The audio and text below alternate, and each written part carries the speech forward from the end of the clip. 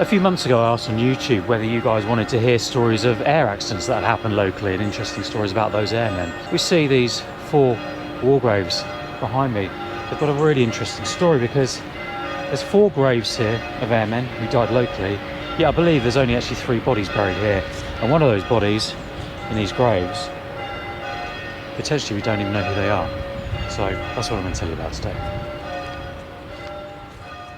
And this is where the story starts, or ends, depending on which way you look at it. I'm in Longdown in the New Forest. Now if you've got kids, you may be familiar with the Longdown Activity Farm. It's not overly far from here, as is the New Forest Wildlife Park. But it was 83 years ago today, it was the 15th of December 1941, that this accident occurs. At midnight on that day, 4 aircrews at RAF Balderton, that's an airfield in Nottinghamshire, they're preparing to take off in their Handley Page Hampden bombers.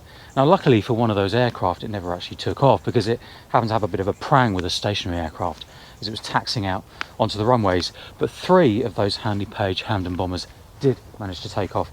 They've been tasked with attacking docks in Cherbourg. There were some targets there they were meant to hit. And that was what they were going to do. It was going to be a 472-mile round trip from Nottinghamshire to France and back. The aircraft were with number 408 Royal Canadian Air Force Squadron. And a couple of hours later, one of the Hampden bombers does return to RAF Balderton, but 2 don't. Now one, all contact is lost completely. And the one that did return, it said when they got to Cherbourg, and they're at 12,000 feet, there was icing conditions, so the weather wasn't great. They couldn't see Cherbourg, couldn't see the target. They attempted to go to Le Havre, the conditions are even worse there. Then tried Ostend, I think that's in Belgium. Again, don't see the target. So that one that returned to RAF Balderton returned with a full bomb load. So you've got one that's returned out of the 3 that took off. One, all contact lost. But the other one that I'm talking about today did manage to get back to the English coastline. And that's where the tragedy occurs. Because it gets over the Isle of Wight, comes over the New Forest, and it's now coming over here in this Longdown area. Now for some reason, we don't know, it crashes on private farmland not far from where I am today. Now when the crash site was reached, the aircraft was completely burned out, utter devastation. You can only imagine that perhaps if they'd not managed to hit those targets as well, then perhaps it had that full bomb load on board. So when it hit that private farmland not far from where I stood today, it would have been quite an intense fireball, I'm sure. When the rescue attempt was made, the aircraft was completely burned out. 2 bodies were recovered, those were identifiable. Another body was recovered, it wasn't identifiable, and 1 body was missing, potentially completely destroyed in the accident. RAF Calshot was the closest RAF station at this point in time. It was operational.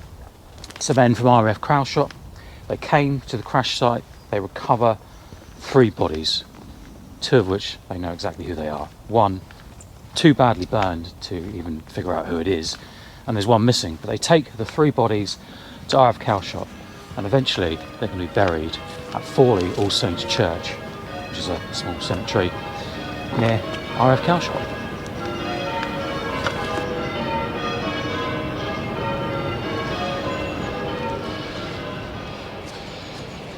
So here are the 4 gravestones of those men, those 4 aircrew members that came down in Longdown in that Hampden on the 15th of December. We've got Eric Sterling here, he was the pilot, and we know he's buried here because his body was identified when it was taken from the crash. We've then got Cyril Gibson here, again we know he's buried here because his body was also identified. We've got 2 extra gravestones, we've got one for John Tomlin and one for Wilfred Williams. Now we know that only 3 bodies were recovered, 2 identified, there was 1 unidentified one, and 1 was missing.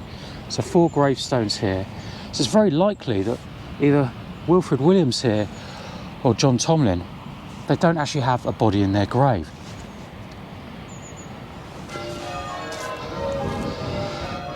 So what is going on in this graveyard then? Because we've got 4 gravestones, we know 2 of the bodies for sure, and we've got 1 which is unidentified, which could either be Williams or Tomlin.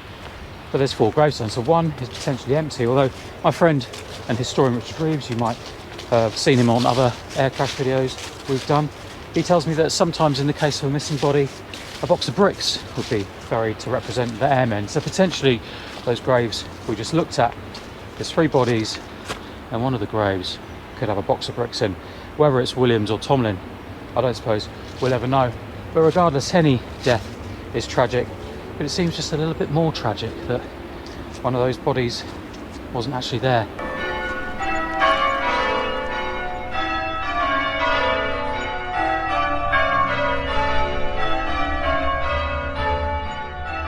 Just as a quick PS, I'm just recording this on my phone as I leave the graveyard here. As I was walking past, I found some other quite notable graves as it happens.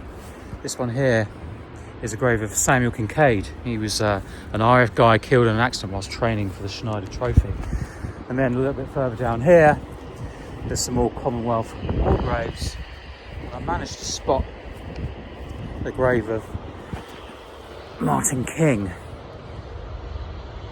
Killed 16th of August 1940, aged just 18. Believe he was the youngest ever pilot or RAF pilot to be killed in the Battle of Britain.